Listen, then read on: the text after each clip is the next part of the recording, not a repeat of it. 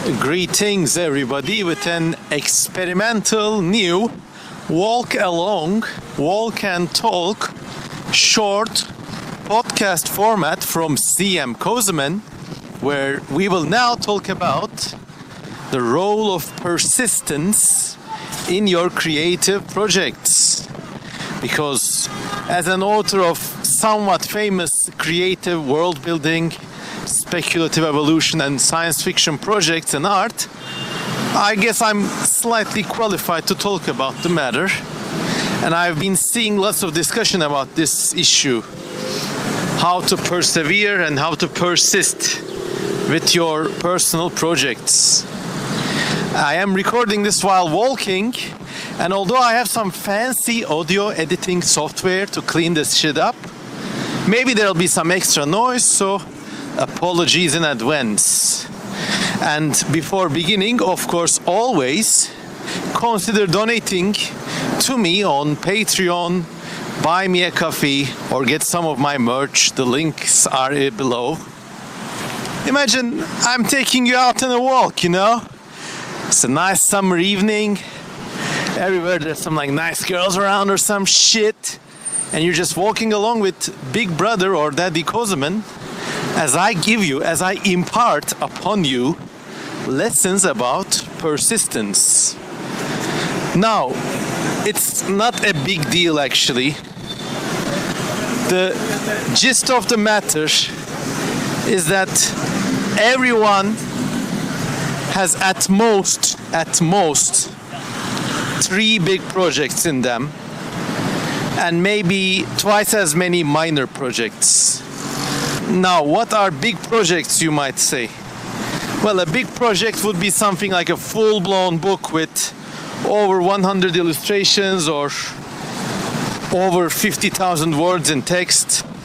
Or maybe in this day and age, it would be something like a big multi-episode, multi-year-long YouTube series like my good friend Biblaridion's Alien Biospheres series. Go check it out. So now, in your life, you have at most 3 of them. Well, 4 if you get old, but you're still young. So you have to pick your battles carefully. There are also minor projects, and these can be like smaller things. I don't know, maybe something with a portfolio of 10 illustrations, or maybe like a story around 5,000 words or something like that. The exact numbers don't really matter. It's like a mid-sized thing you can read up during lunch. This doesn't make them less valuable. So to begin with, you have to contextualize and kind of understand what it means to build a project. I see a lot of young people, young friends trying to develop. They get one interesting idea. Let's say it's like a world where, I don't know, spiders are the dominant life form on the planet or something. And they want to turn it into a world book. Something with lots of paintings, fully fleshed out clays, everything. But maybe you can just make, 5 illustrations about this. Or you can just simply make 2 or 3 illustrations about this, and your viewers will fill in the blanks themselves. You don't need to go the whole hog on the thing. Another issue I see among young friends and people in general is the concentration issue. I read this just a couple of days ago, and I am recording this in late June 2024. And someone was writing things like, "Oh, persistence is not a strong suit of mine. I run out of steam. It's a really big problem. How do I get over it?" Well, the answer is simple to think about, but difficult to execute. You just have to pick a very, very good project. You can have tens of ideas, but out of them, maybe only one is gonna be like your magnum opus. And you have to find that yourself. Maybe it's something nobody did before, maybe it's something you feel personally invested in. And always think about this. Most of you are like just starting college or around those years in age. Just always ask yourself this question. Will I be working on this in 10 years? Will I be working on this in 5 years? If the answer is yes, go ahead. If the answer is no, wait. Maybe package it off as a smaller project or a few illustrations. Just wait. Pick your battles, because you only have so much time. Now, after you've chosen your life project, you have to commit to it. You have to be doing something about it every day.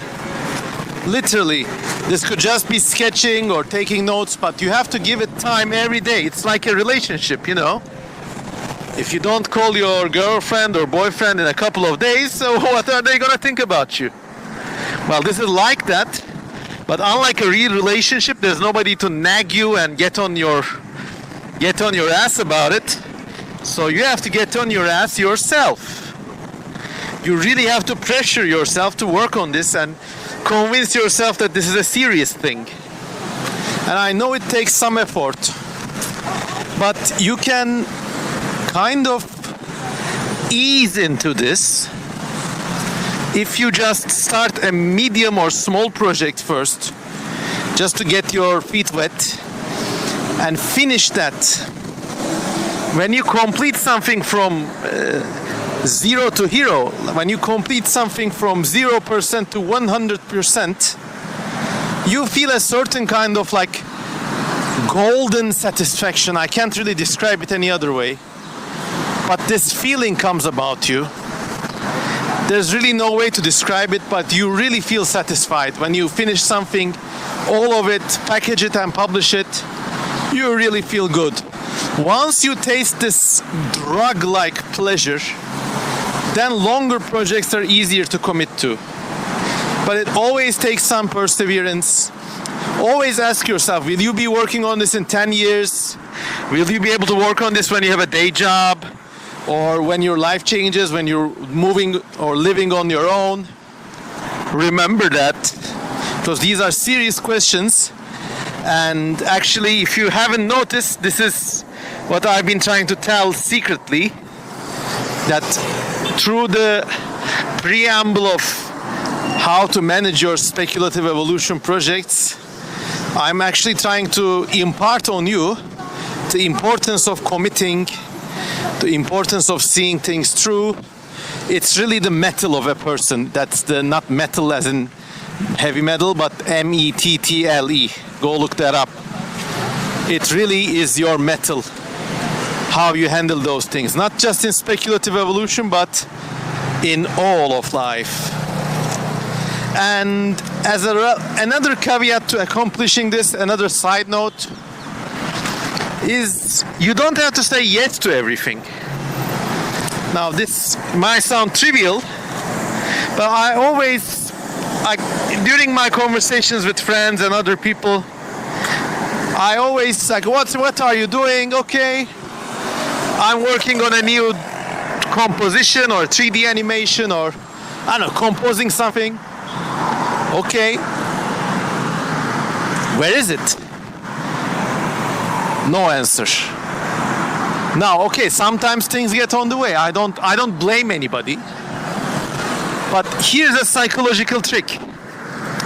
Do not say what you are doing. Because when you say it, you kind of take the dopamine hit, and usually your effort falters. When you don't say it, it's kind of like sexual repression, but in a good way. You see it through. You get it done for real.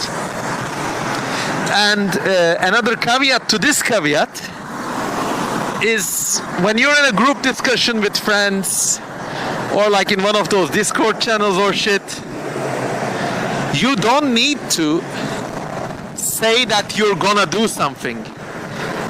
As a matter of fact, Try to make a conscious effort never to use these words, I am going to do this project, I'm going to do this, that. Don't use that word. Just silently do it. Be a man or woman of action and speak with your actions rather than your words. Because everybody knows in this town talk is cheap. So there, everybody, that's my 5 cents on how to commit to your big projects. To sum it up, number 1, pick your battles. Number 2, not everything deserves to be a big project. You can make smaller projects and that's fine. Number 3, taste the ambrosial drug of accomplishing things and doing things. And start tasting this by doing little things first. Because nobody's gonna expect you to hit the ground running. And, well, number 4, I guess, try to avoid committing or even saying that you will commit to certain things, projects you won't be able to maybe conclude. Oh my God, such a noisy part of town. Anyways, that's that, everybody. Now I'm gonna go drink some soup and shit. I hope you had a nice time. And for that soup I'm about to drink, I would really appreciate if you put your money where your ears are and support me on Patreon and buy me a coffee. Thank you for listening and I love you all. Goodbye. Just listen to the sounds of the town for a second.